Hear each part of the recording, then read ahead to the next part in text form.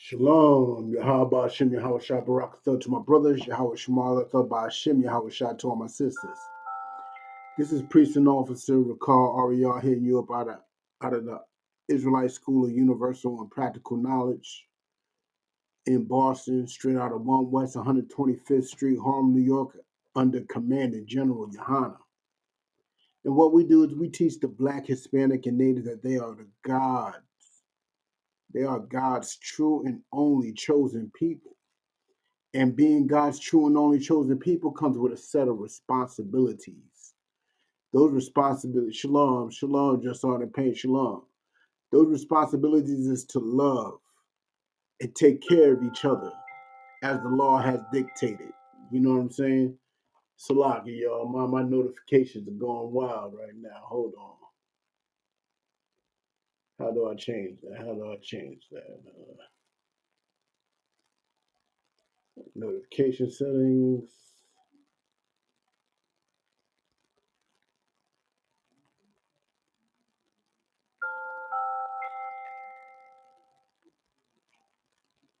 I don't even know how to change it.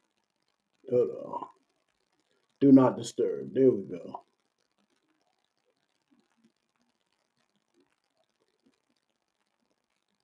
All right, we want to do not disturb. All right. My phone notification going crazy because all the brothers across this nation, across this planet, are going live with their classes, and I'm subscribed to every school in the ISUPK. You know what I'm saying? Just as you should be. You should be subscribed to every school in the ISUPK. But today's class, we're going to talk about how integration was a failure, because this is Black History Month. And Black History Month, in the scholastic sense, is built upon integration. Integration is the sole focus of Black History Month in the scholastic realm. That's why Martin Luther King is such a prominent figure, because he was the forefront leader having Black people integrate into this society. Now, him integrating us into the society was not a good thing at all. It was, how may I say, bull. It was garbage. It was not beneficial to us as Black folks. And I'm going to prove how it's not beneficial to us in Boston today. You know what I'm saying? I'm going to be mostly going over some historical notes, some articles, and so forth and so on, some videos, and I'm going to be going into a few scriptures, not too many. You know what I'm saying? So we're going to sit back. If you have any questions, at all, type them in. Type in all your questions, and I will be glad to get into them. I am broadcasting live from Facebook, YouTube, and TikTok. Yeah, I'm pretty sure I'm going to get cut off in TikTok at some point because they got a history of cutting me off. But we're going to keep it as PG as possible for those people with the weak ears. So if you have any questions, type them on in, and we're going to get into the history on how integration was a failure for us in Boston. So I'm going to give y'all a second to type in your questions. It could be on or off topic, anything. And if I'm able to read it, I definitely shall. All right.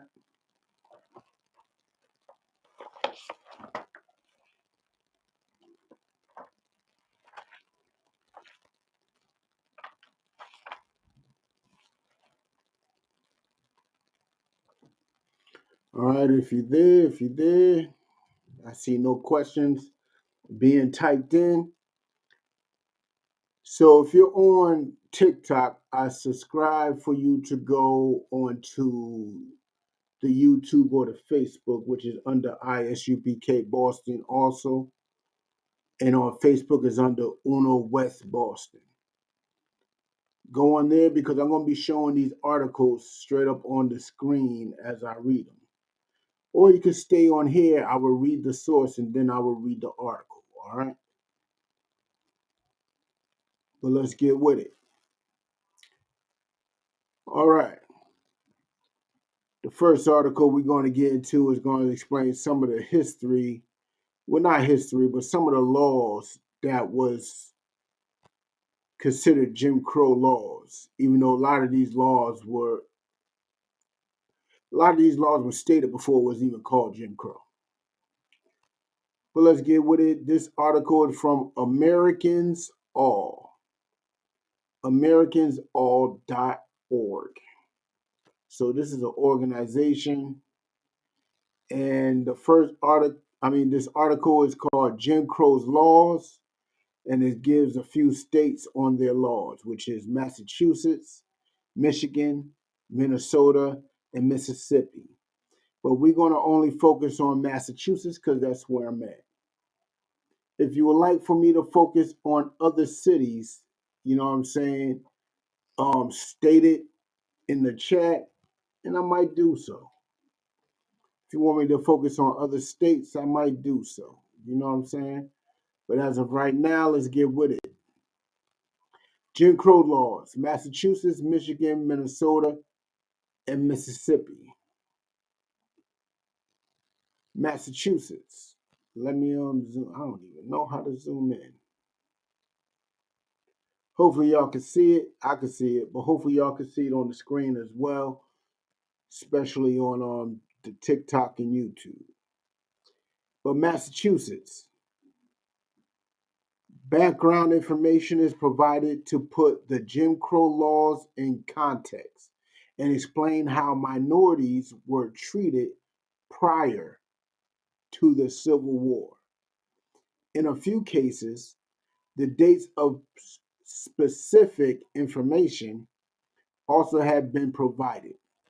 The examples predate the Civil War. So these laws were around before the Civil War. So why are they making it seem like we were segregated beforehand? Nah, we were segregated. That shows you that the Emancipation Proclamation wasn't as much freedom as you would like to think it is. The Emancipation Proclamation didn't free us. It basically controlled us. It basically put us in a position where we could roam across this country and still be their property. But let's continue. The term Jim Crow law was first used in 1841 about a Massachusetts law that required the railways to provide a separate car from black passengers in the separate but equal doctrine, Massachusetts source 1705. Massachusetts in 1705. The Massachusetts colonial legislation passes law prohibiting marriage and fornication between Negroes or mulattoes and whites. So if you are a Negro and if you're a mulatto, no matter who your father is at this point, you wasn't allowed to marry a Caucasian in 1786. I don't see the problem with that law because the Most High says interracial marriage is unlawful. And if you want to go to a scripture, we can go to a scripture real quick. Let's go to a scripture real quick. Let's go to Deuteronomy 7 and let's start with 2.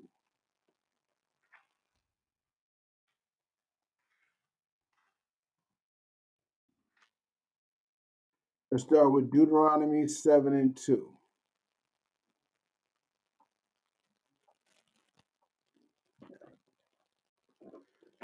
Give y'all a second to get there as I get there.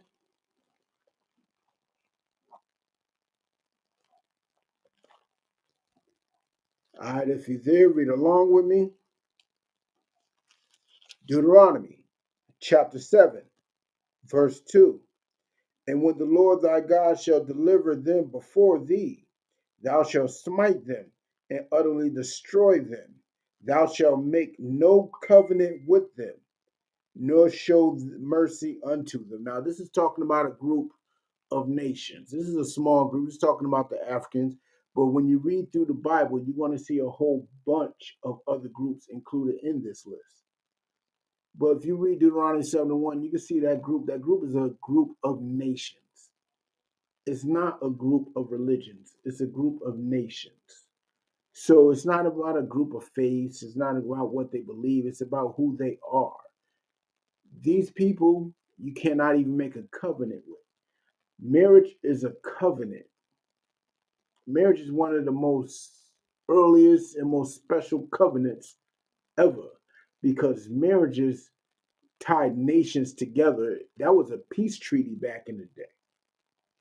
When a prince from one nation would marry a princess from another nation, that was a peace treaty between nations. But the Most High said, us as Black, Hispanic, and Natives, us as the Israelites, we're not supposed to make a covenant with them. We are supposed to be smiting them.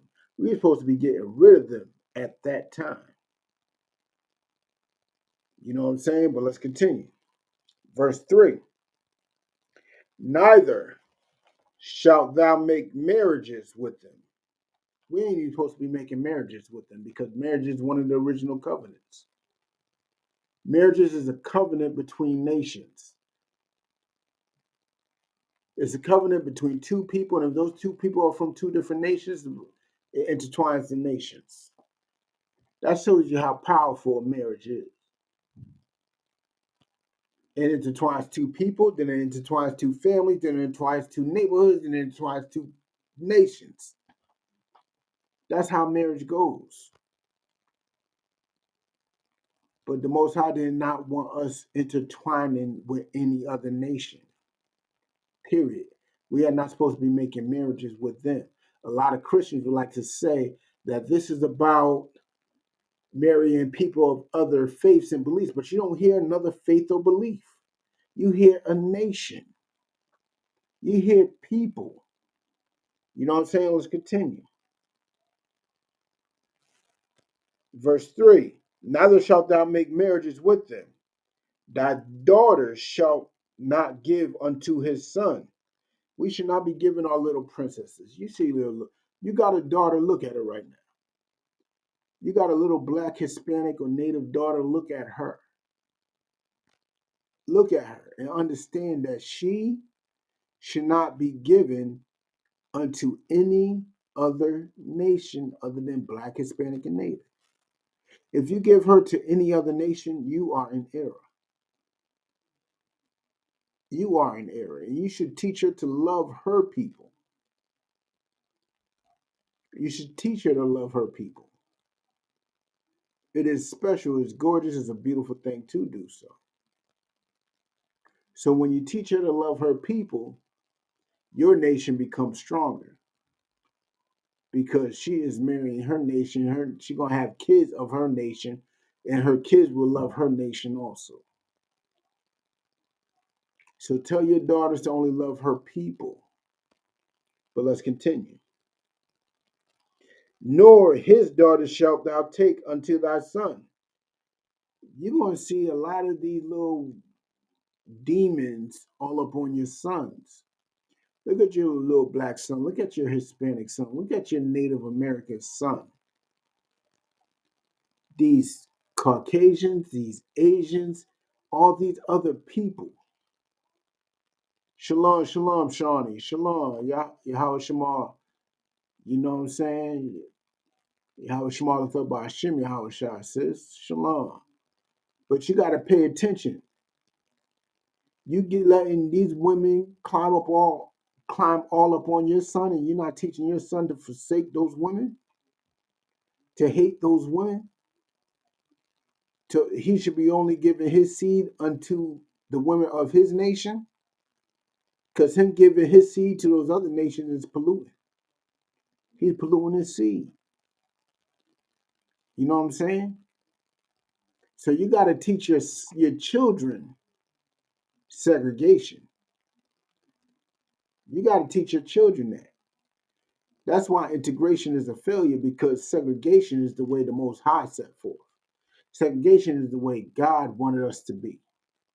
God did not want us loving everybody. You know what I'm saying? That's the way it is. I'm sorry. I'm sorry. If I hurt your feelings, I'm sorry. That's the way God wanted us to be. So share, like this class, man. This class ain't just only for us. But I'm gonna get back to this article, you know what I'm saying? Because this article is heavy. It's important. You know what I'm saying? It's the way it's supposed to be. You know what I'm saying? Back to the Jim Crow laws of Massachusetts. You know what I'm saying? But I'm going to go back to that one law we just discussed. The Massachusetts colonial legislation passes law prohibiting marriages and fornication between Negroes, mulattoes, and whites in 1786. And the crazy part to me is, for it to be a mulatto, that means biblically a marriage has been taken place. But these savages that we know as our oppressor did not see it as that. These savages thought themselves to be higher than God. Sex is marriage according to the Most High. But these savages believe that they are higher than God, so the children that come forth from there are just considered mulattoes. They're not his kids. They're mulattoes. They were not children that were formed in marriage, because our oppressor is the devil that the Bible speaks of.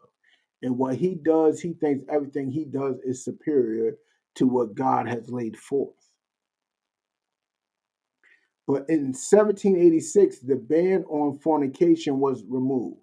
So in 1786, you know, that's why Martin Luther King had a white girlfriend in Boston, because it was legal for them to have sex. So the fornication statute was removed. But the ban on mixed marriages was expanded to include natives. So now, if you're, okay, let's put it like this. If you're Negro and mulatto, now it includes natives, which is the Hispanics too at that time. So nobody was allowed to marry their dirty women, which was a good thing in God's eyes. See, Jim Crow law wasn't all bad. Us not marrying those dirty women was actually a good thing. Us not being allowed to marry those crusty creatures was a beautiful thing. But people like Martin Luther King fought against that statue, because Martin Luther King's lust was to be out publicly with those creatures. You know what I'm saying? So let's read a little more. Source: Massachusetts in 1788 prescribed flogging for non-resident blacks who stayed more than 2 months. I don't know what flogging is, but let's get into a definition. What is flogging? Definition of flogging. All right, let's find the Merriam-Webster.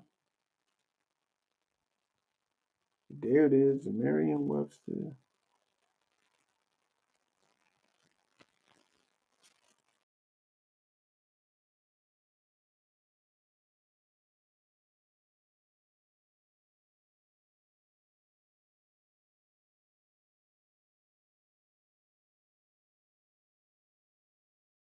With a rod or whip, to criticize harshly, to force, to urge into action, to sell something such as stolen goods illegally. So I guess they're talking about the first definition, which is whipping. The first definition is whipping. So let's go back to that law and get a better understanding of it. In 1788, prescribed whippings For non-resident blacks who stayed more than 2 months, that's all it said. Oh, that was the punishment for it. So basically, that was the punishment. You get a prescription, prescribed flogging. So whatever was dictated at that time. 1840 to 1850, public schools in the communities of Salem, Nantucket, Boston, Massachusetts were separated on racial criteria, which is sadly to say, well, no, not sadly. Yeah, I would say sadly. Sadly to say, that law was done away with. That law was done away with in the 60s when no, school integration was done in the 50s. They were forcing it, and Boston was one of the last cities to force school integration. We were one of the last cities so much that violence broke out all throughout the city due to bus integration. Buses were bringing white students into black neighborhoods for schooling and black students into white neighborhoods for schooling. It's crazy. And that was all due to the Brown versus the I forgot the name of the law, but the Brown law. You know what I'm saying? But let's continue. In 1838, the Eastern Railroad began with trains running between East Boston and Salem, but it provided separate cars for white and black passengers. See, what you see right there is the root in the beginning of why they called it, you know what I'm saying, Jim Crow. No, no, that's the root in the beginning of the separate but equal. They get separate cars, but they get to sit anywhere in those cars, and that's what made it equal. Even though the black cars were not taken as well as they weren't taken care of as well as the other cars. And if you were native, if you were Hispanic, you could not go into the white cars. You had to go into the Negro cars unless you were light skinned enough and you could play and pretend like you were white. And they might let you in. But if you were blatantly Hispanic, you had to go into the black cars. We were in this together from the beginning and we didn't even know it. But let's continue. So it's 1849, Massachusetts Supreme Court rules that separate schools are permissible under the state constitution. U.S. Supreme Court, in the case of Robert versus City of Boston, later used this case to support the separate but equal doctrine. So that case was there to to bring forth the separate but equal doctrine. And you can look into that case. You see all the sources. You want me to pop the sources? Let me pop up the sources. Oh, that's a whole PDF. Hold on. I am not downloading that. I should download it. I'll download it later. But that's what it was.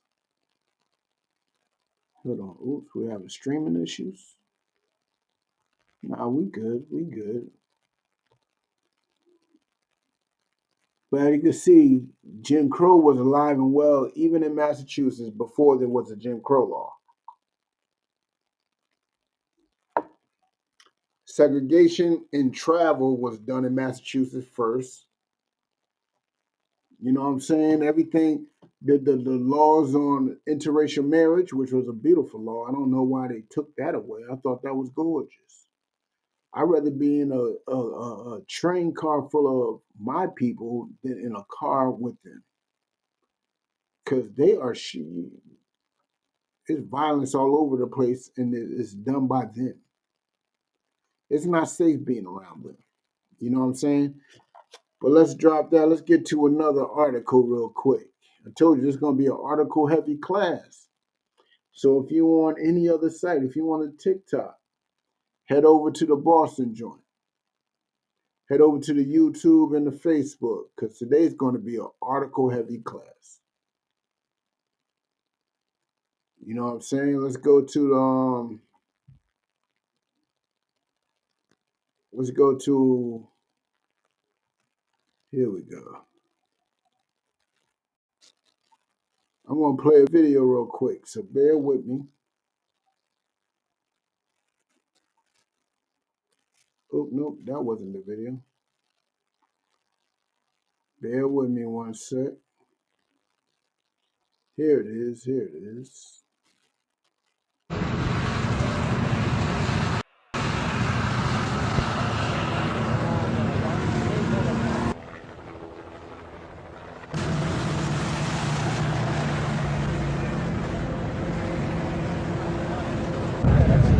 This is during the bus segregation. Look at the reflection of the white kids while the black kids are on buses. It's tearing them apart. People, as a community, it's tearing them apart. They may say this is helping, it's tearing them apart. I'm not for I don't care, my one will not go to school, but it's tearing them apart. I wouldn't care. Now that woman claiming that it's tearing us apart. It's tearing the community apart. That was her feed. But let's see. They were green or purple with the idea of putting my kid on a bus when I have a school right across the street from where they should go. I don't care what color they are. Now that woman said it don't matter if they green, blue, or purple. She didn't want her kids coming into a black neighborhood to go to school when there's a school in her neighborhood, which is perfectly normal. You're supposed to think that way. Only if us as black people thought that way. We shouldn't want our kids going all the way across town to go to a school filled with Caucasians when there's a perfectly good school across the street. Some of the best schools in Boston is actually in the hood. But let's continue. They'll change this. It's like It's supposed to be a free it's country. getting in the country now that they're telling you to do this and do this now, and you won't even have no freedom. All I want. Look, they are because they are being forced to do it. They are mad because they had no choice in where their kids went to school, which is perfectly all right. They should be mad about that. You know what I'm saying? Because their kids had the right to go to school where the parents wanted them to go to school. A seat in their school. Hey, nothing else. Let us go to our neighborhoods where our kids are safe. We want our kids safe. Look, she believes that her kids are not safe in the black neighborhoods. She believes her kids are in danger in the black neighborhoods. Only if black people had that same mind frame, because technically our kids are not safe in their neighborhoods. If you know the history of South Boston, as a black, Hispanic, or Native person, you could not get off on Broadway Station. You could not get off on Andrews Station. You could not get off at JFK Station. Those three stations on that red line, you could not get off on.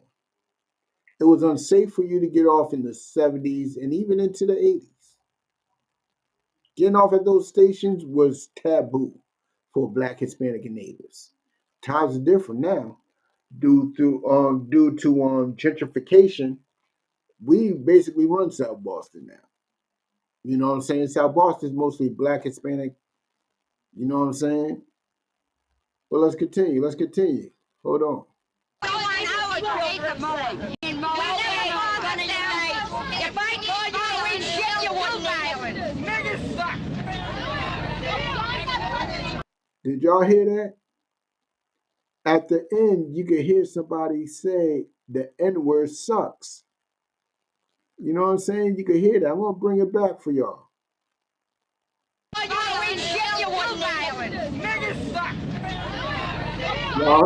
Y'all heard that? I know I ain't the only one that heard that. Y'all probably can't hear it on the TikTok, but You could hear somebody saying the N-word sucks right at the end of those ladies speaking, because that's their true spirit. That's their real reason behind it. They have no love or respect for you. And that's normal.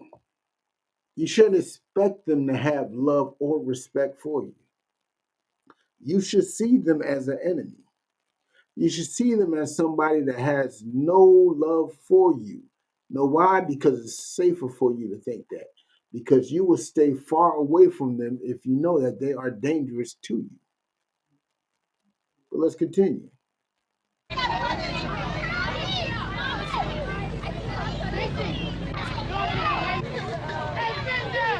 they were throwing eggs at the window and trying to hit people with them. And and while we was in school, they was throwing glass at black people and little kids. What school was this again? You hear that? They were throwing glass at black people and little kids. They were throwing all types of glass and rocks. And believe me, this wasn't that long ago. This was in the 70s. This was in 74. This was about 50 years ago. Technically 49 years ago. No. Yeah, about 49 years ago. How much do you think actually changed since then? How much do you actually believe changed? Not much. Not much at all. And we are out here in their schools because we're being forced to be. And their hatred is being wrung out. Boston is one. You already heard the rumors. Let me continue. Declare. Are you going back to school tomorrow? No way. Now, y'all heard that? Because of these oppressors' treatment of Black and Hispanic and Native people during just integration, these kids did not even want to go back to school. They did not want to go back to school. So you know what happened? The dropout rate increased. It wasn't just for those kids. A lot of Black kids did not want to integrate into these schools. So they ended up dropping out. And within that dropout rate increasing, a lot of problems happened from there. You can guess it. Remember, this is 74. So what you think happened to a lot of those dropouts that didn't feel like getting bullied by these so-called Caucasians in their South Boston schools? What do you think happened? It wasn't just South Boston. It was Brighton, Roslindale, so forth and so on. What you think happened? Let me tell you what happened. They end up on crack. The crack epidemic happened not too far after this. And with the crack epidemic hitting, then damn. Everything just seems so smooth for them to destroy us. So smooth.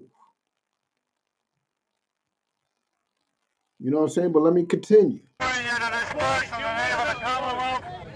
you're not going to disperse, you're going to be arrested.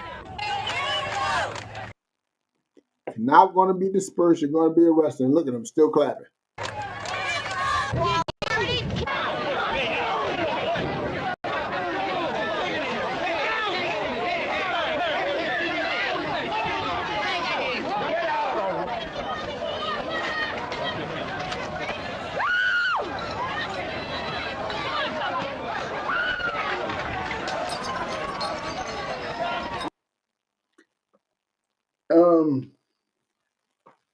Rocks, glass bottles, all types of stuff being thrown at these cops back then. They had patience for their people. If they were Black people throwing rocks and glass bottles at cops, guns would have let off. They would have been shot. They would have been killed.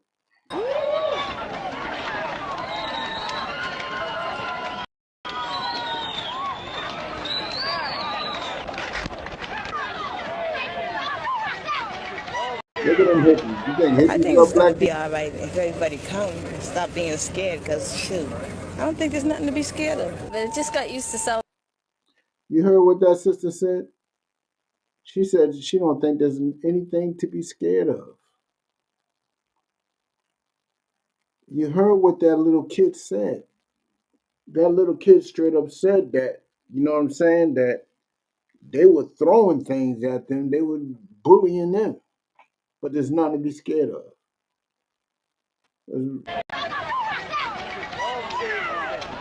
I think it's gonna be all right if everybody come and stop being scared. Cause shoot, I don't think there's nothing to be scared of. But it just got used to Southie. What was all right? There's nothing to be scared of. What was all right? Blacks and Hispanics went through hell during the desegregation in Boston. And we were one of the last cities to desegregate, especially during school months. This was not too far before I was born. So if they were going through this back then, what do you think they're going through now? We all know what they're going through now. And believe it or not, Boston schools are still segregated.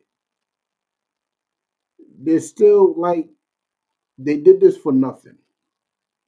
I wouldn't say for nothing. They probably did it to instill fear in us. But all this was done for naught. But let's continue. Let's hear what this demon got to say. High, and it's hard to adjust to another school. How do you think things are gonna work out here at Roxbury High? I used to work out all right. If the parents just stay out of it all and let the kids work it out for themselves, it'll be all right. She had hopes. She had dreams. But let's see another video real quick.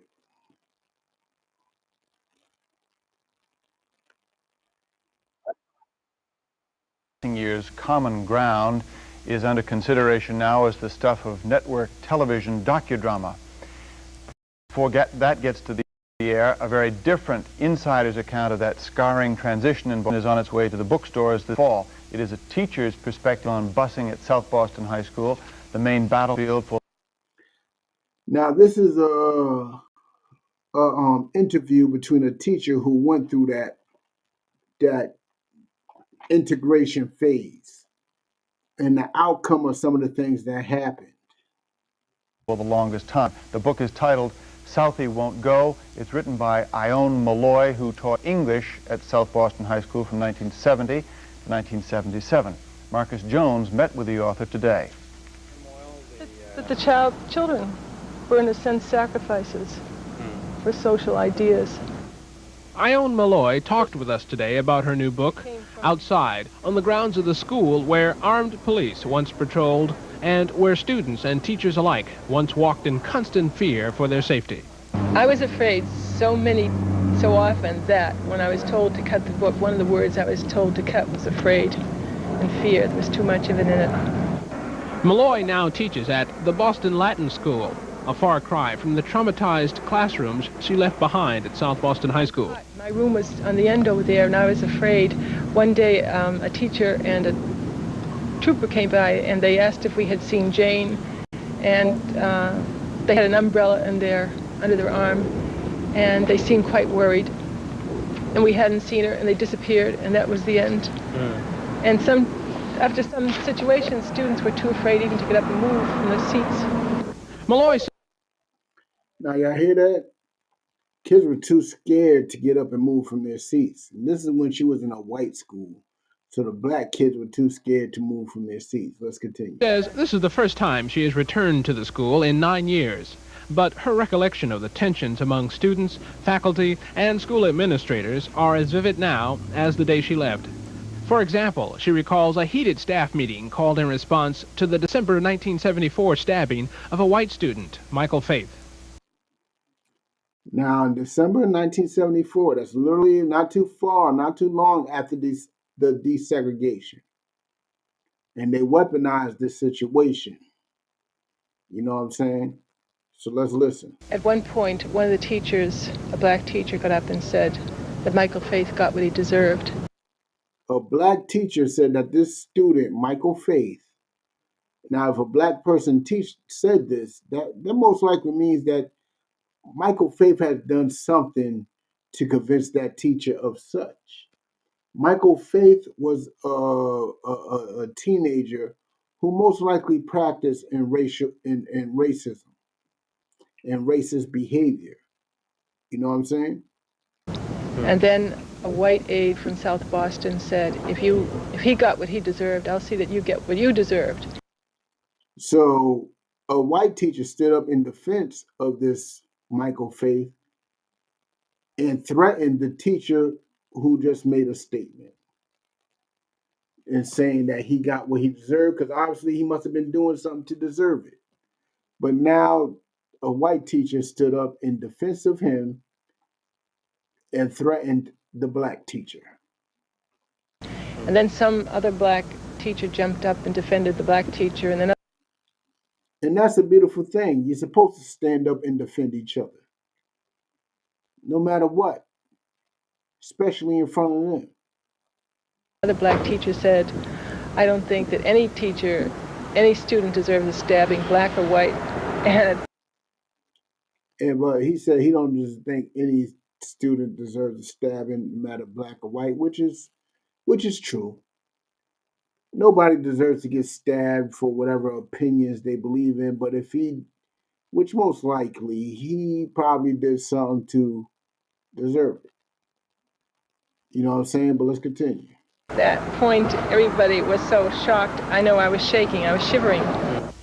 Malloy's work is in diary form, and she says it is a substantially version of her original notes, condensed mostly by leaving out her personal opinion of the events that went on around her.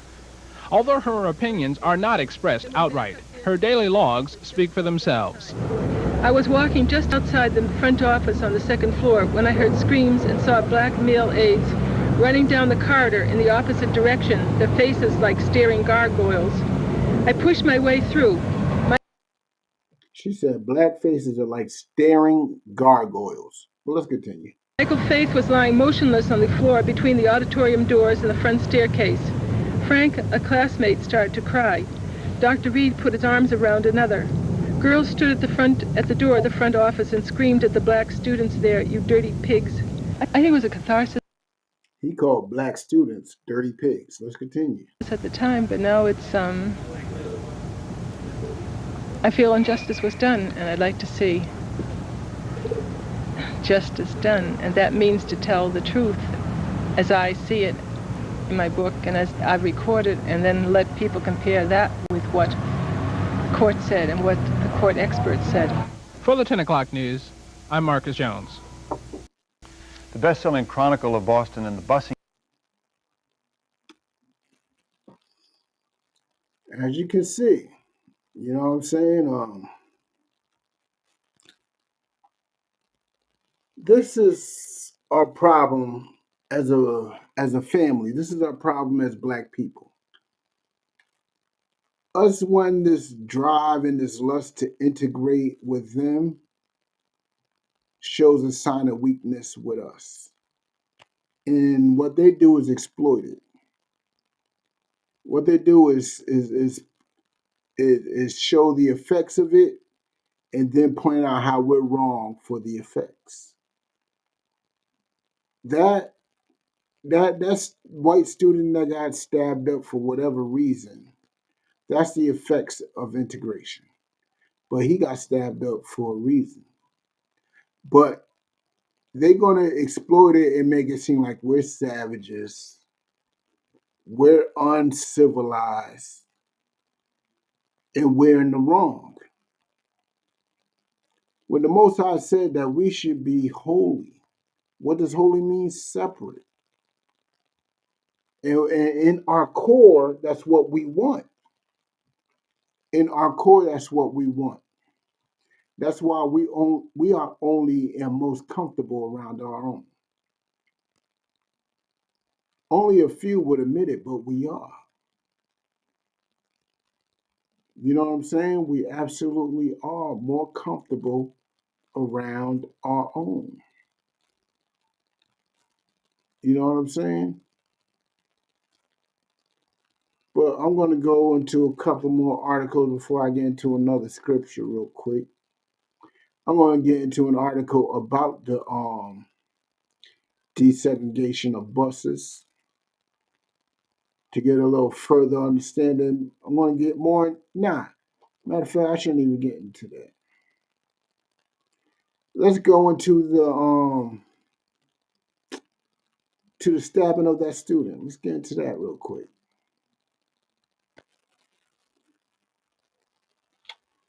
All right, New York Times. New York Times. South Boston schools shut in clashes over stabbing. So after the integration, the South Boston schools got shut down over the stabbing of the student. December 12th, 1974. And this little section right here, that's what we're going to be reading in digital form. This is a digitized version of an article from the Times print archives before the start of online publication in 1996. So I'll let that be known. Boston, December 11th. Racial violence linked to the school busing controversy erupted in South Boston today as a white youth was stabbed by a black,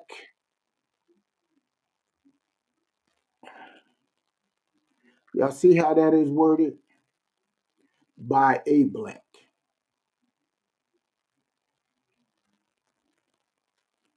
It's just, it's like they were saying it to be, it's like if I go to the LGBTQ community and I say, he's a homosexual. You know, he's a rainbow person. He like it's condescending. It's fully condescending. Stabbed by a black in a high school corridor. South Boston schools were closed down and hundreds of whites battled with the police. So even though this high school wasn't in South Boston where he got stabbed, but these guys went to South Boston and argued with the police. They didn't go to the school where the stabbing happened. The stabbing happened in a completely separate school. You know what I'm saying? A crowd of whites gathered outside South Boston High School after the stabbing and trapped almost 135 black students inside the building for nearly 4 hours. So they were kidnapping. All those whites need to be charged with 135 counts of kidnapping because they're holding up people against their will for 4 hours. If I did that, that would be considered kidnapping. The blacks were finally evacuated through a side door as policemen, some of them on horseback and on motorcycles, charged into the crowd. The policemen were pelted with cans and rocks, and skirmishes broke out on street corners. So violence broke out, white on white violence. They fought the police. Congratulations. No sweat off my back. 7 South Boston residents and 3 policemen were taken to Boston City Hospital, which is BMC, still in the same place it's always been. So 7 residents and 3 policemen were taken to the hospital. Boo. 3 white youths were arrested and charged with assault and battery on police officers with a deadly weapon in a bottle and can throwing. So out of all the bottle and can throwing and rock throwing, only 3 got arrested. 2 parked police cruisers were smashed, and one of them turned over by the crowd. You know, Boston is known for its rioting and turning over cars. They do it in happiness. When they win sports, they do it all the time. Today's outbreak followed days of increasing tension at the old tan brick schoolhouse. According to students, parents, and teachers, under the court order plan for school busing and desegregation, the tightly knit working class, largely Irish neighborhood of South Boston has been combined with Black Roxbury in a sprawling district. The plan, ordered into effect last June by federal. Look, it got so bad that the feds had to get into it. They had to dictate it.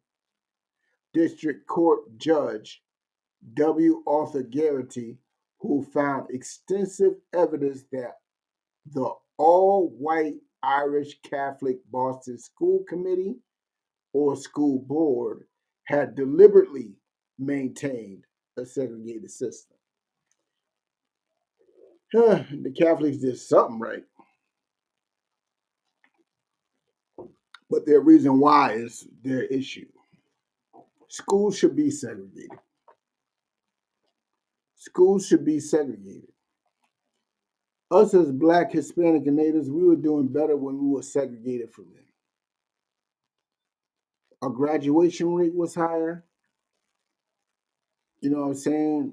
The Black men's college admission was higher.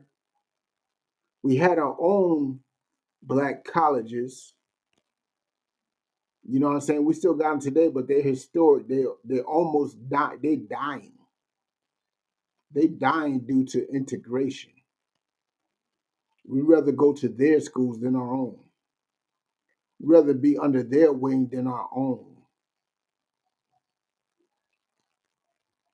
But let's continue. The combination of the two areas has had volatile effects from the beginning. And in recent days, there have been a number of fights and incidents inside the school. So since then, there's been a number of fights, number of incidents. There's been violence breaking out since then. And I would say it's even been going on till this day. On Friday, white students were sent home after they marched through the halls chanting racial slurs. You heard what that man said in that video. He said the N word sucks. You know what I'm saying? And on Monday, a white girl required 6 stitches after she was hit on the head with a padlock by a black girl. See how this new article is twisting it? All the violence is going towards them.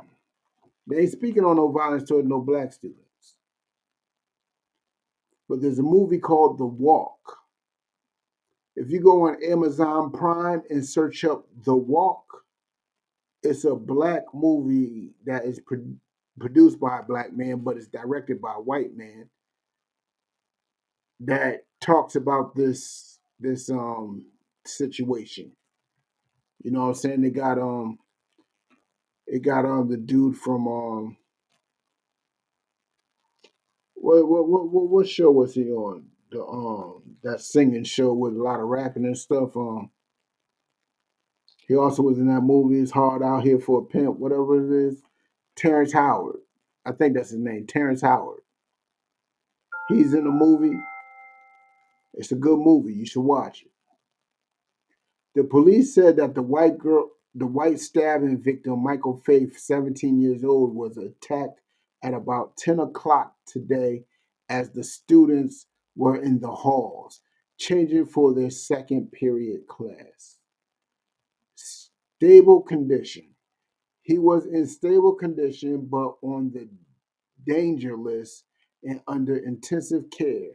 A spokesman for Boston City Hospital said late this morning the boy's father, William Faith, said he had been told that his son suffered from internal bleeding and perforation of the liver and lungs. So that perforation means that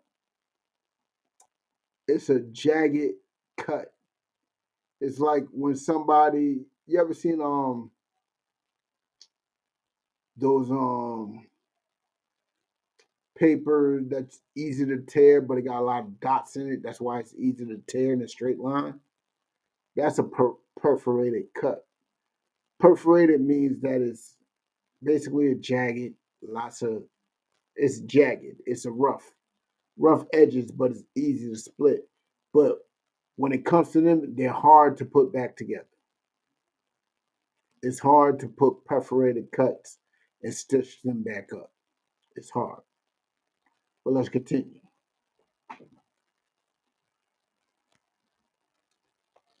The police arrested James A. White, an 18-year-old black youth, charging him with the stabbing.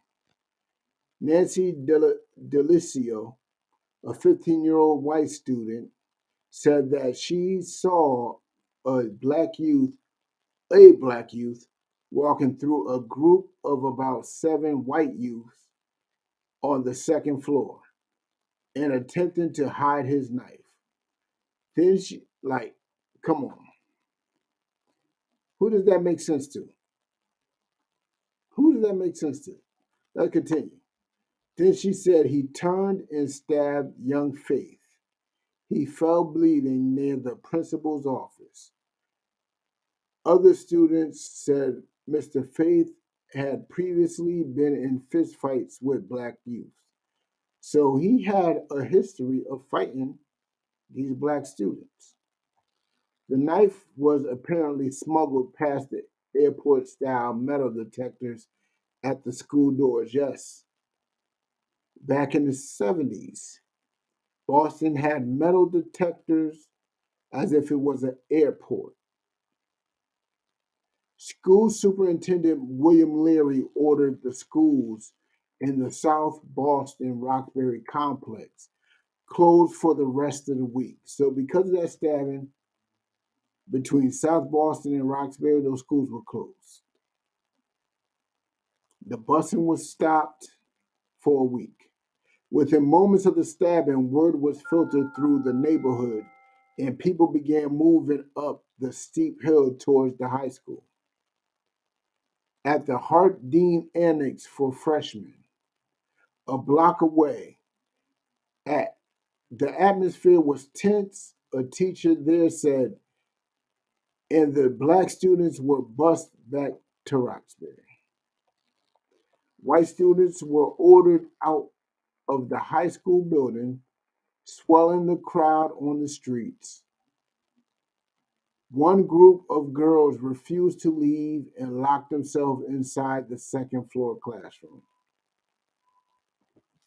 The state police unit normally posted at the school had been sent to stand by the prison uprising in Walpole. And the 60 city policemen on duty, outnumbered by the swelling crowd, ordered the buses not to be sent to evacuate the black students from the school until reinforcements arrived. So they ordered the buses not to come. They ordered the buses not to come. The crowd outside the high school grew to more than 1,000. There were men taking time off from work, wearing nylon windbreakers with club emblems and their names stitched on the sleeves, and buttons reading "Southie is my hometown" and "Never." And there were women who kept up the stream of racial invective and jibes at the police. Basically, they were calling the police a bunch of N lovers and everything else. You know what I'm saying? They were saying the police were supporting the Negroes and so forth and so on.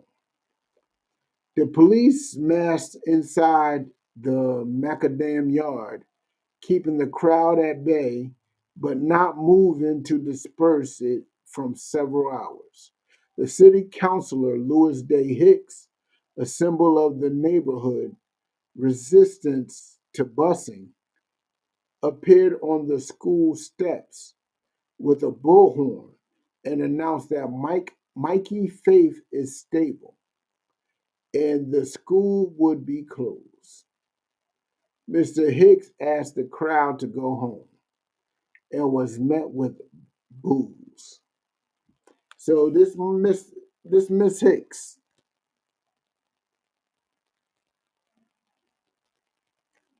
this Miss Lois Day Hicks, right? She met the crowd. She told them to go home. It is what it is. You know what I'm saying? Let's go home. And what did she get? She get met with a bunch of boos. Why are they booing her? Because they wanted blood. Those people of South Boston wanted blood. You think it's any different today? Shalom, shalom. You think it's any different today? These people want our blood on their hands. The racial tension in Boston is about as strong as I could remember. I don't think it ever waned at all. I don't think it ever got weaker or nothing. You know what I'm saying? This is one of the this is something that we gotta understand, right? Boston is strongly, and I mean strongly segregated. It don't have to be segregated by schools or water fountains and bathrooms. No, it's segregated spiritually, which is a good thing to a degree. But it's segregation spiritually is in the wrong way. Boston,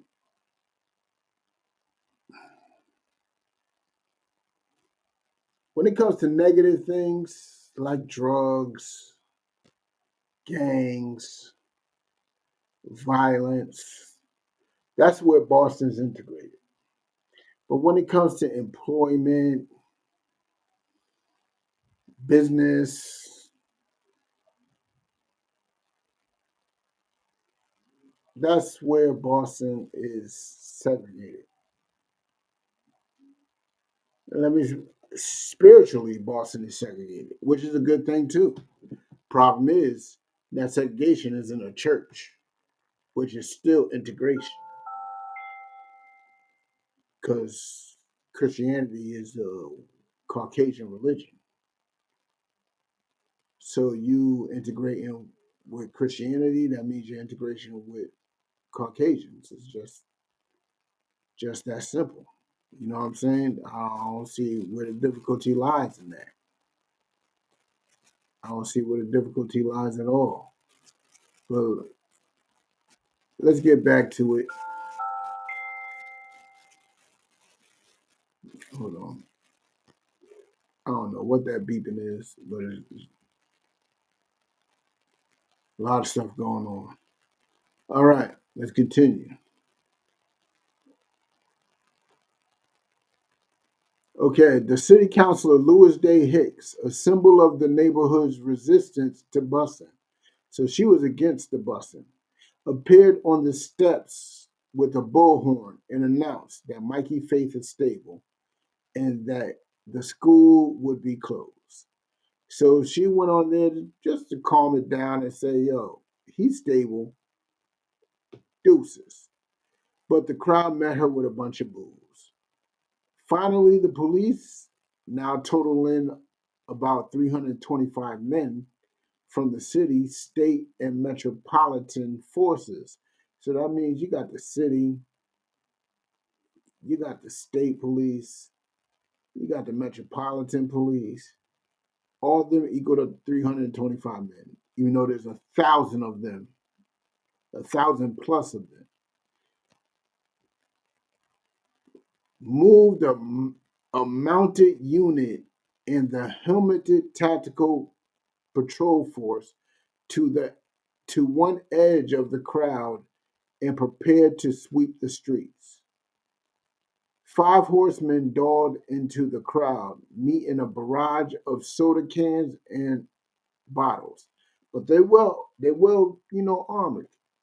They're protected from these soda cans and bottles this time. Buckling and wheeling, they charged again, and more missiles crashed among them. They're talking the missiles are the soda cans and the bottles. For more than an hour, on foot, horses, and motorcycles, the police swept into the crowd. So it took an hour for them to, do what they do, which continued to reform, cursing, struggling, and sporadically breaking into a football chair. Here we go, Southie, here we go. Yeah, that sounds like something that these people from Southie would say. And you know what's funny? I just noticed. I say these people from Southie as if Southie's not an Irish neighborhood anymore. It's not. But the Irish would like to hold on to it as much as possible. But it's not an Irish neighborhood anymore. But the fact that I'm saying it, it shows you something. It shows you something. It's a spiritual thing. Southie is a spiritual attitude on these Irish people that show such hatred towards us. Like we like to point our hatred towards the English, and we like to point our hatred towards even the Italians, the French, Portuguese, so forth, so forth, Spaniards. But we like to make it seem like the Irish are completely innocent. No, the Irish are just as guilty about our hell as every other Caucasian. But let's continue. The lines held firm as a bus and motorcycle escorted owed up to the front entrance and became a focal point for the crowd taunts. But the move was a ruse. The black students had been spirited out in four other buses, which were in the back. We heard about that earlier. They got these kids through a side door or something where the real buses were. During another haul, 2 ambulances pulled into the schoolyard, and 2 injured whites were brought out on stretchers.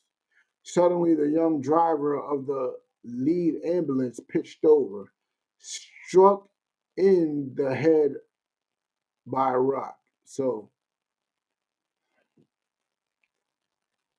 these people are so hateful towards us that they will hurt their own that is try to help their own. And these people are still alive. So they struck an ambulance driver that was helping a white student, struck him in the head with a rock. That's helping a white student. That's how far their hatred goes. They would take their own out just to upset us. They would take their own out just to upset us. Never mind take us out. That's how strong their hate is towards us. Suddenly, the young driver of the lead ambulance pitched over. Oh, yeah, I read that already. N-word, N-word. People in the crowd shrieked at the police. You protect the N-word children, and look what you do to the whites. For one, they ain't do that. They did that to themselves. But you see the hatred. You see the hatred, and it's no different from today. But let's continue. Rosendale High School, I told you it happened in Rosendale too, right? Was closed today after about 600 white students attempted to leave the building in a second incident in Boston racially troubled schools. I told y'all it was happening everywhere. Roslindale, I wouldn't be surprised if Dedham, I haven't heard nothing about Dedham, but I wouldn't be surprised if Dedham, you know what I'm saying, Roslindale, fucking, all those outskirts. Frank Galvin, a spokesman for the school department, said the Students were protesting an incident yesterday in which a white girl reportedly was hit in the face by a black youth. Oh, she got hit in the face. Oh, what she do to get hit in the face? She ain't gonna tell that. Hiring quotas for teachers. Judge Garrity said today that he would issue new requirements for the hiring of teachers by Boston school departments. Judge Garrity said the city would be required to hire one black teacher for every white one hired until 20% of the city's 5,000 members faculty is black. So 5,000 members in the faculty, 1,000 got to be black. No matter of skill or nothing, no matter of background, or they can only hire 1,000. When that 1,000 black teachers are met, that's when the quota stops. That is disgusting, which is forcing your black students, your black children, to learn from them. And I bet you the majority of these teachers are probably gym teachers. Gym and probably math, because we're superior at math than them. It's disgusting.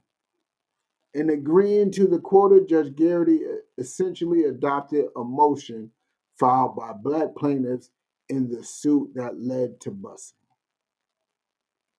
You hear this, man? Utterly disgusting. Disgusting. And the problem is that we was eating at their table, man. We was eating at their table. Hold on. I'm looking for something. Hold on. I want to go into a scripture real quick. Let me find it.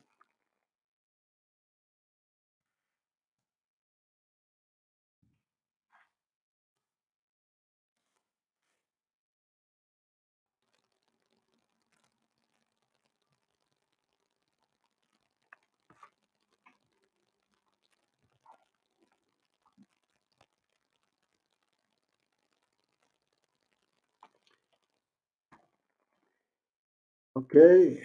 Let's go to it.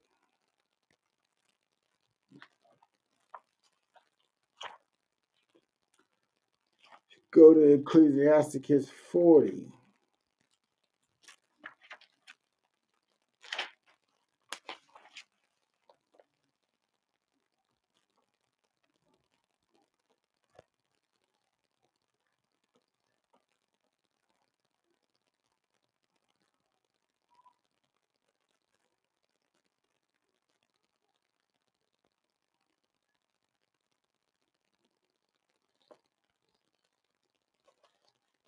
Let's go to, let me write it up in here.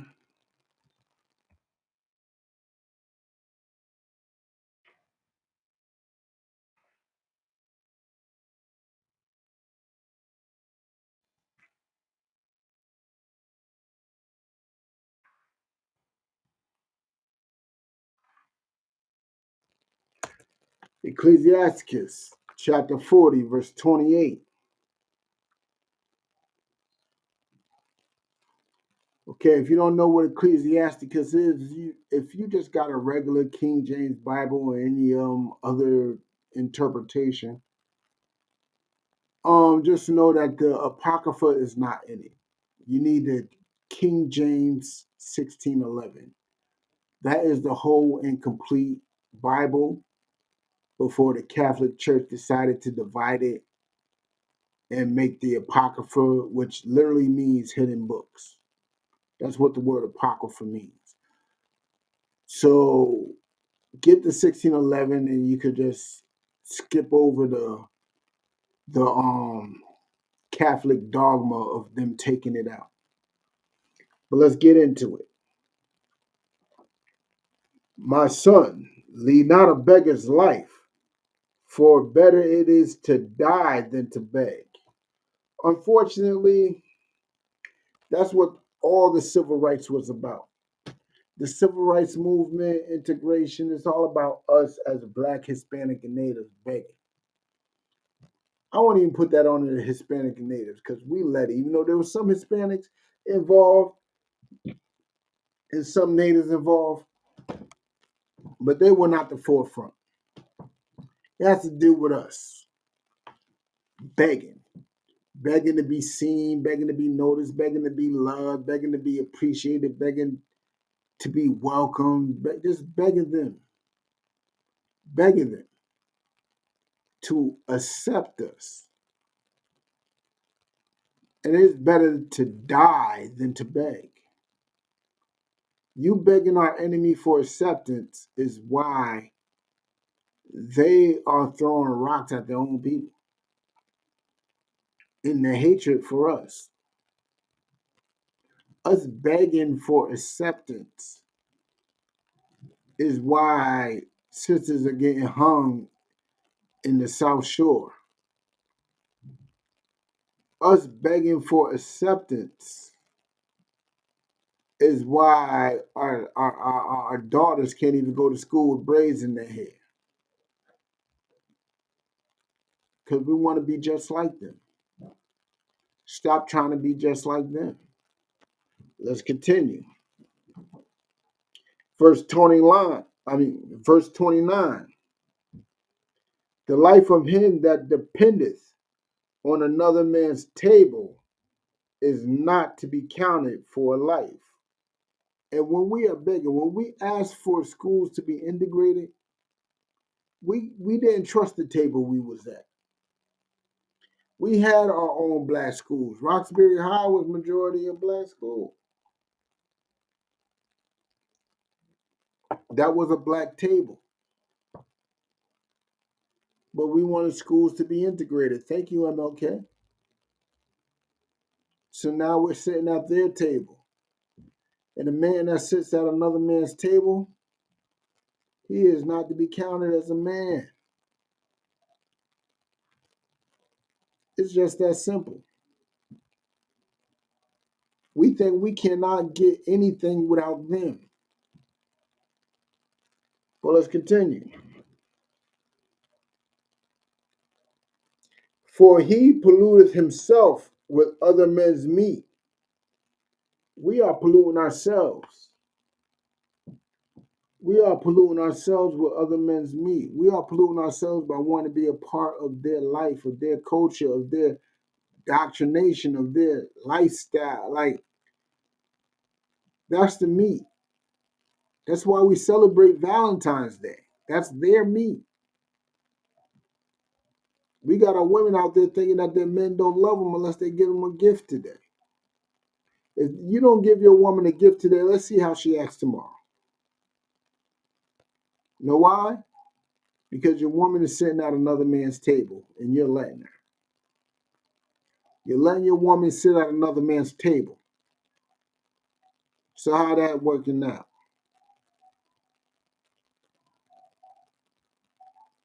So answer that. Answer that. You're celebrating Valentine's Day simply because you are eating at another man's table. That's his holiday. It's been his holiday since the Greek Empire. And then it was converted into the Roman Empire. And they've been celebrating it ever since. It was called Lupercalia back then. But look, you feeling left out. Your woman seeing all these women get all their gifts on this day, on February 14th. And she look at you like, why we ain't eating at that table? Why you ain't doing what he's doing? And you fall for it. So you start eating at that man's table. And guess what? You're not considered a man. You're not considered a man at all. Let's continue. But a wise man, well nurtured, will beware thereof. If you're a wise man, you will know not to involve yourself in anything that they do. Know why a man would be wise? Because the Most High said in Deuteronomy 7 and 6 that we are a holy people. And within being a holy people, that's what comes with it. Separation. We are separate from everybody else. We are not like everybody else. We are completely separated. Verse 30. Begging is sweet in the mouth of the shameless. Only people that feel like it's okay to beg are shameless people. What do you think these women on OnlyFans are doing? These women on OnlyFans are shameless, so they won't mind begging a man for their 10, 20, whatever the price they're charging. They will beg a man, they will give more, they will beg. Plain and simple. Begging is for the shameless. And everything about the civil rights movement is begging. Everything about the civil rights movement is making us weak. It's shameless. Let's continue. But in his belly there shall burn a fire. But in your belly, you know there's better. You know you should be doing better. Why do you think the sisters right now are basically what do you think this gender wars is about? This gender wars is because both of our bellies are burning. We want more because we know we deserve more and there should be more. Problem is, we did all this begging, and now look at us.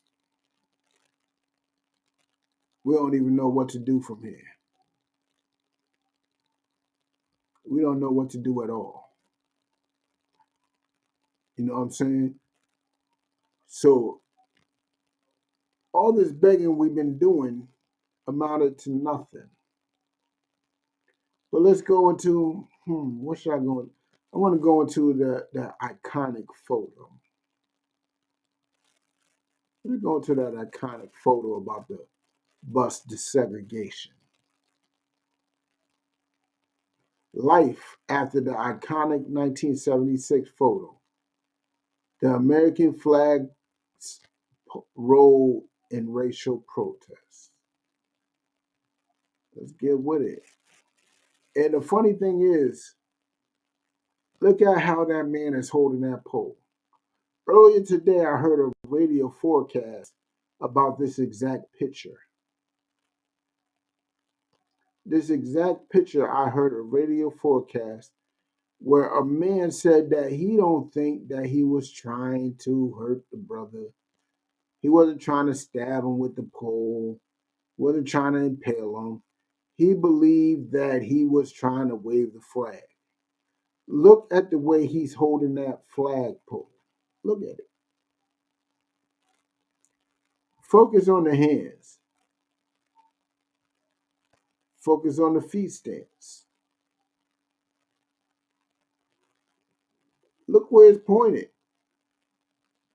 Does it look like this is a waving position? Or does this look like a position of aggression and assault? What is going on here? Let's get into it. We all know this. We all know the photo. It captures the rage, division, and the racial tension from 40 years ago. Well, 50 years ago almost. That is still so present now in this country. Titled The Soiling of Old Glory. The photo won a Pulitzer Prize for breaking news. Photography. Stanley Foreman took the picture on April 5th, 1976, for what was then the Boston Herald American. For the time, it has everything you want in the picture, said Foreman. If you've seen the picture, it's hard to forget. A young white man lunges at a black man with the sharp point of a flagpole with the American flag attached. Foreman remembers the day clearly.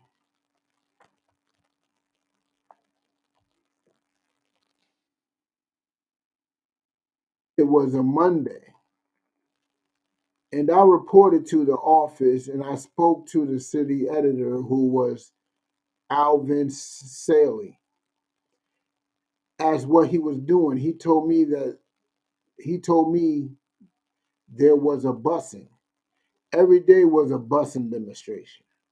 It was a busing demonstration down at City Hall. I asked if I could go. He said, sure. So I went down there. There were a lot of these protests happening in Boston at the time. The city had been busing kids outside of the neighborhoods in an effort to desegregate the schools. Foreman grabbed his cameras and went down to City Hall. He came upon a group of white students, protesters, walking through a main plaza. I walked over my shoulder as most of the group kept going, and I saw a black man taking the turn. He was coming up State Street. If you know what State Street is, that's in the financial district. In the background is the original State House. And it just clicked in my head, they're going to get him. So he knew they were going to attack him. He had that feeling, and his idea was to take a picture of it. And these are the people that you want to join hands with. These are the people you want to march down the street with, talking about we shall overcome. The black man who was attacked, Ted Landsmark, is now 70 years old. He's still alive to this day, actually. In 1976, Landmark was a 29-year-old Yale-educated lawyer. He went to Yale. He didn't go to a historical black university, because in 1976, guess where he had the ability to go? He could go to Yale at that time.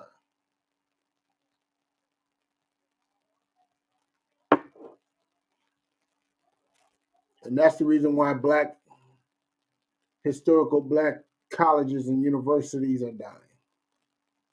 Thank you, MLK.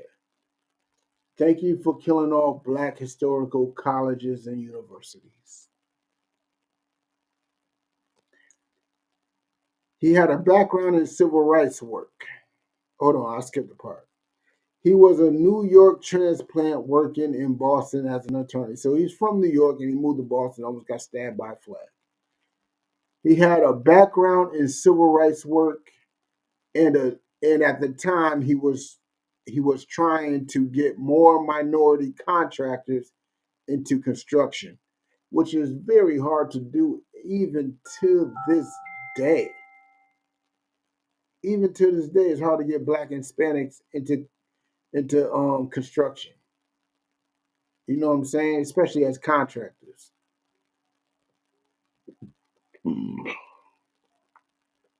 But he hadn't been paying much attention to the busing protests.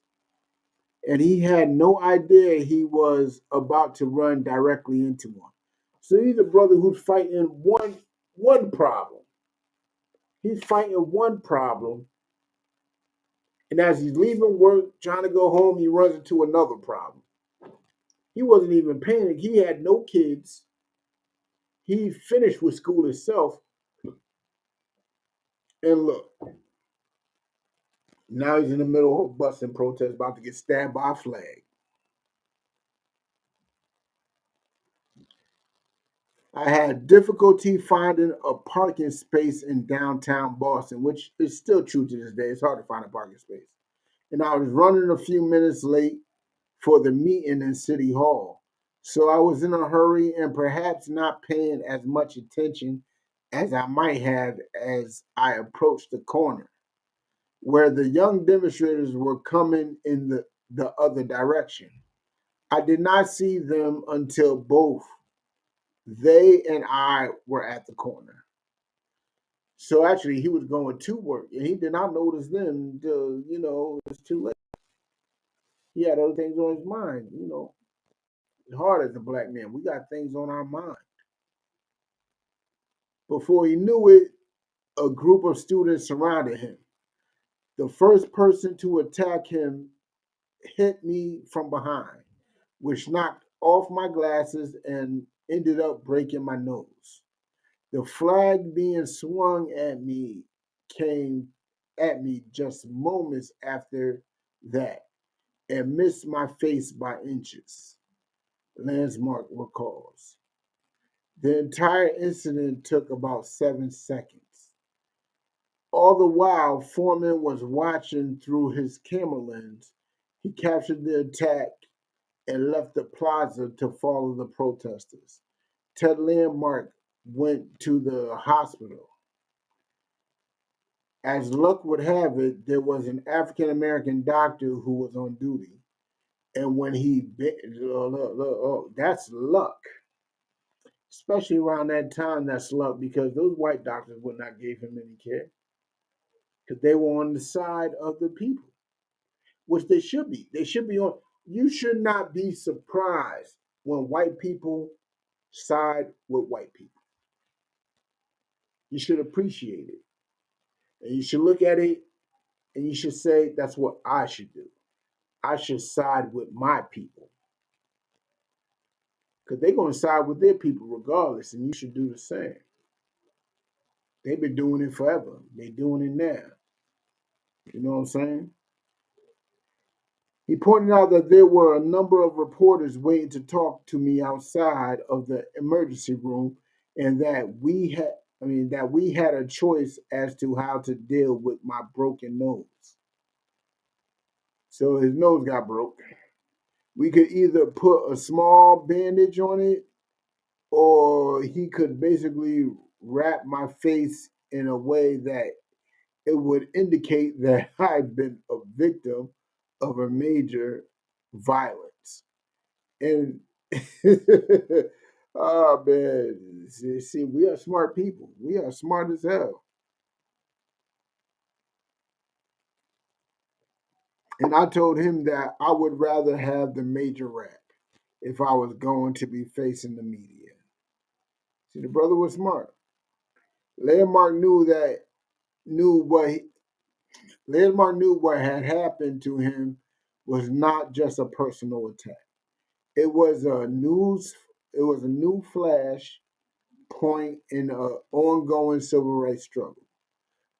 Right after he left the scene, Foreman called his editors, who had told him the story was already getting out. It's on the wires.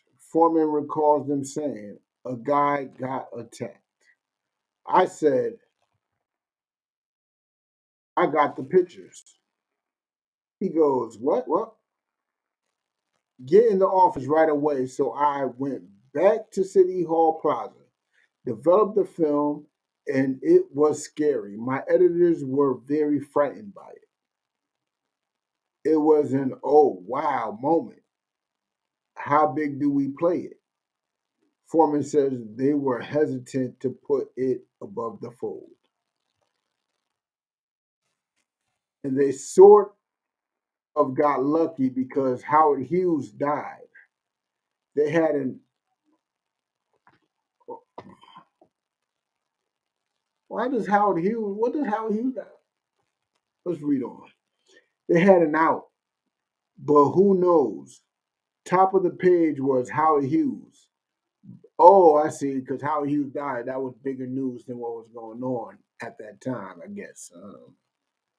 A little bit above the crease was the flag image. The next day, the photograph appeared in the newspaper across the country. Ted Landmark's phone began to ring. People began to call me and send me copies. I had no idea that it would get the kind of dramatic distribution that it did. And I received hundreds of letters and communication from around the world expressing support for me, asking what I had done to provoke the crowd, which, of course, was nothing. What he did do was to use the attack as the opportunity to draw attention to racial injustice, which is all throughout Boston. Landsmark realized he had a choice. I could either focus on my anger at being attacked, or we could try to mobilize other people who had not been involved with any of the busing and the violence in a way that would bring more people in conscience into this conversation around the subject of what was going on in Boston at the time, Landmark said. See, I could go on, but for the sake of time, I'm gonna slow it down right there. You know what I'm saying? Because we are going through hell. That's one thing we gotta understand. And we cannot look for them for any type of piece of salvation. In, man, there's a scripture I'm thinking of. If you know it, tell me. Well, we look to a nation. We look to a nation. Oh man. Hold on, it might be in here. We might be up in here.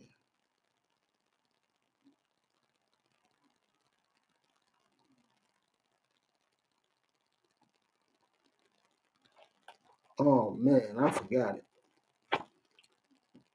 But we are looking to a nation for peace. And that nation don't care if we get peace.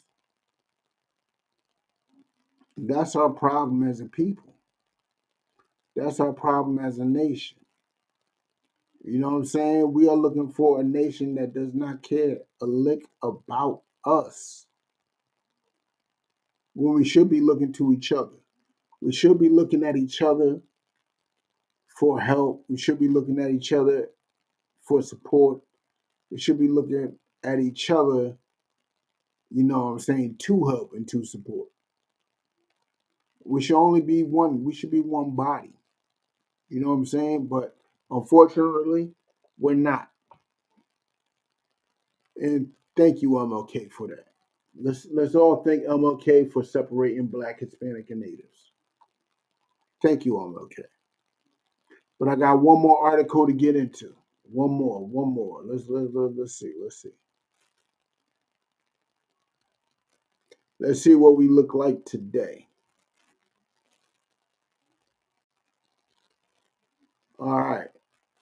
This article is by the Bay State Banner, which is I don't believe it's black owned, but they claim to be a black owned newspaper. You know what I'm saying? The Bay State Banner it existed since 1965. The segregation on rise in Massachusetts schools, which it is, all throughout the state. Study shows increasing concentration of Black and Latinos in many local schools. Because it's Black and Latinos, what we need to understand is that we are in this together with a student population that is is that 0.7? Yeah, that's 0.7. 1.7% white. The Higginson Lewis K through 8 school in Roxbury. Oh, that's the Lewis. I like the Lewis. Is considered intentionally segregated. Yeah, most high in Christ. It should be. That joint's in the hood. Schools is predominantly Black and Latino neighborhoods in Massachusetts becoming more intensively segregated. even as the state's population is becoming more diverse, according to a new study released in August. A study okay, hold on, let's talk about that. How is the state becoming more diverse? Let me tell you something. Black people are moving out of this state by like crazy. Even though this state is probably the highest populated in the whole country of our Levite brothers, our Haitian brothers. There's a lot of Haitian brothers in the state of Massachusetts. Give it that. But at the same time, we are leaving this state quickly, mainly due to gentrification. Thank you, MLK, for gentrification. And they are forcing us out of here to the point that we can't afford it. We can't afford it in this state. The state is getting grossly expensive. But the the diversity in this state is coming more from Asians. Asians are the number one immigrants in this state. They're the number one immigrants in this country. East Indians are flooding this country like crazy. I mean, this state like crazy too. It's not Hispanics. Hispanics are leaving the state like crazy too because they are in the same boat as us. They can't afford this state. So the diversity is not increasing on our end, it's increasing on our enemies' end. Right? According to a new study released in August, right? The study commissioned by the Center of Education and Civil Rights and Beyond Test Scores Project found that the number of intensely segregated, predominantly white schools in Massachusetts has declined sharply. So there are less predominantly white schools in Massachusetts. I don't know how I feel about that. I don't know. Let them be where they at. Let them enjoy each other. That's a beautiful thing. Over the last 11 years, from 619 in 2009 to 173 schools in the 2009-2020 school year.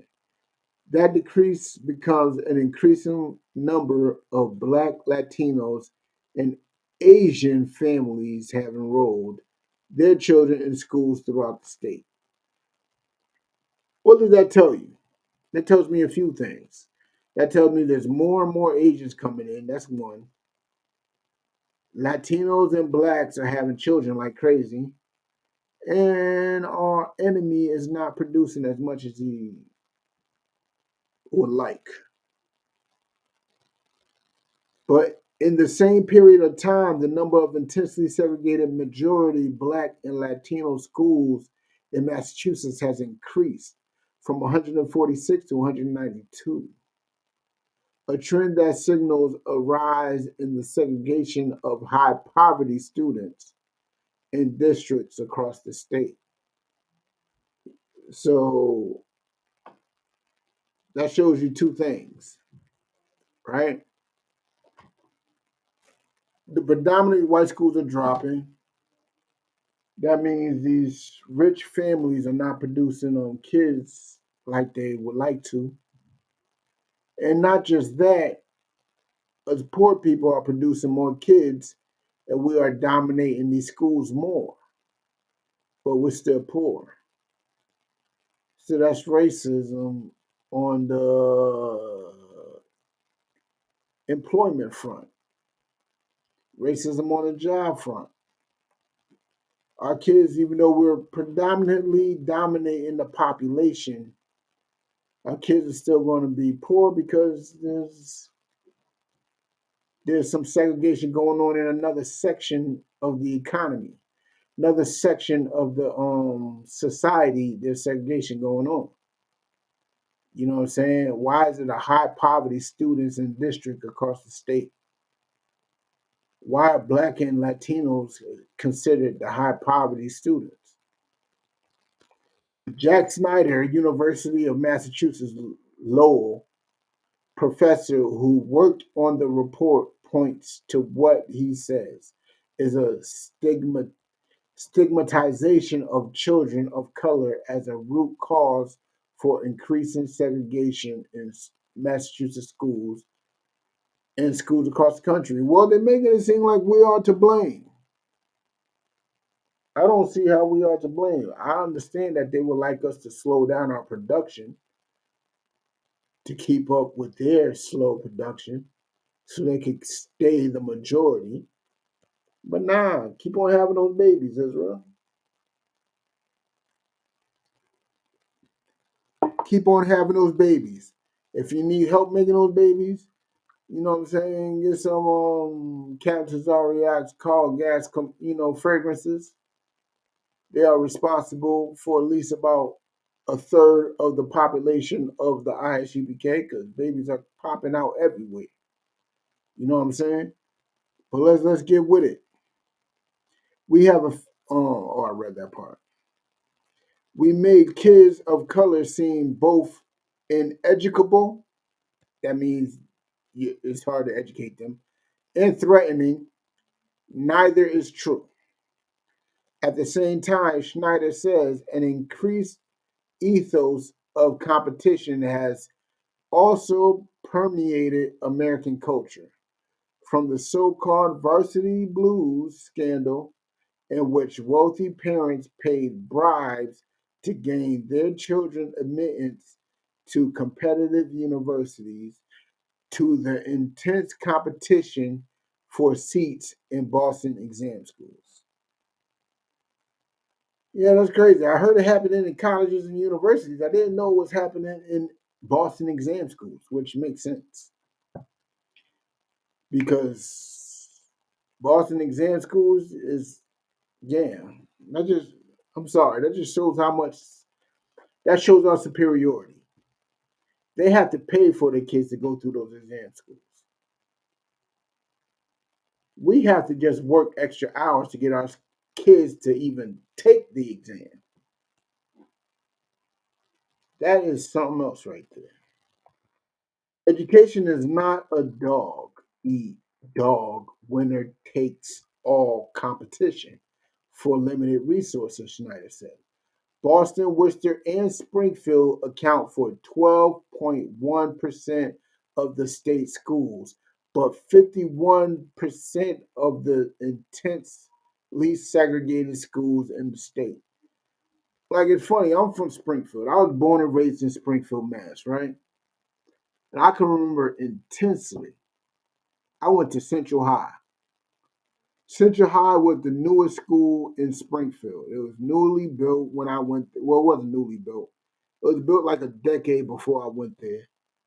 And it was segregated even within the school. Like, they had their section, which was very small. They had their section. And then every other section was divided amongst blacks and Hispanics. Every other section. And the blacks and Hispanics mingled well. We mingled well. Yeah, there was beefs, but we still mingled. We shared those sections. But their section we didn't go into and they didn't come into ours. You know what I'm saying? And that was in the 90s. That was in the 90s. Segregation in Boston. In Boston, white students make up just 14.9% of the Boston public schools. Latinos are 42.4, blacks are 30%, and Asians are 9%, while there are schools where the white population is 2% or less. I don't see the problem. Most High in Christ. Such as the King, no, we just need to get the Asians out of there. That's all we need to do. Get the Asians out of there to be nothing but peace and harmony in the black schools. Such as the King K through 8 in David A. Illies Elementary School and the Higginson, there is an increasing number of schools in affluent areas of the city where it is much higher. So even like those areas where the Ellis and the Higginson are, Those are affluent areas. Those are areas like the Elliots in the North End. Those are where the rich people are in Boston. You know what I'm saying? Like, such as the Elliott School in the North End, where the white student population is 59.7%.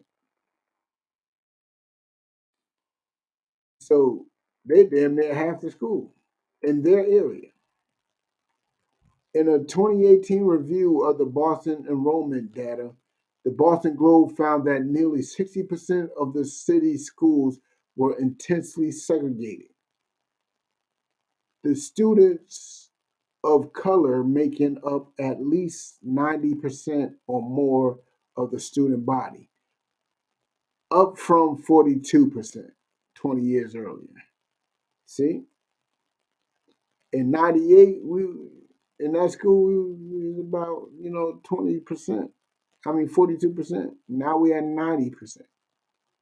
So all their fighting was for naught. Due to the sake of time, I'm going to scroll back up to the top so y'all can read the rest of this. Due to the sake of time, I'm going to end the class. You know what I'm saying? I'm going to end the class due to the sake of time, but you know what I'm saying? Don't forget to pay your tithe. That's highly important. Pay your tithes, and don't forget that the Passover, you know what I'm saying? The Passover is going down in Raleigh, North Carolina, April 1st. You know what I'm saying? We're gonna be having events all week. It's gonna be going down. You know what I'm saying? I'm gonna be there from Wednesday to Monday. We're gonna be with my brothers.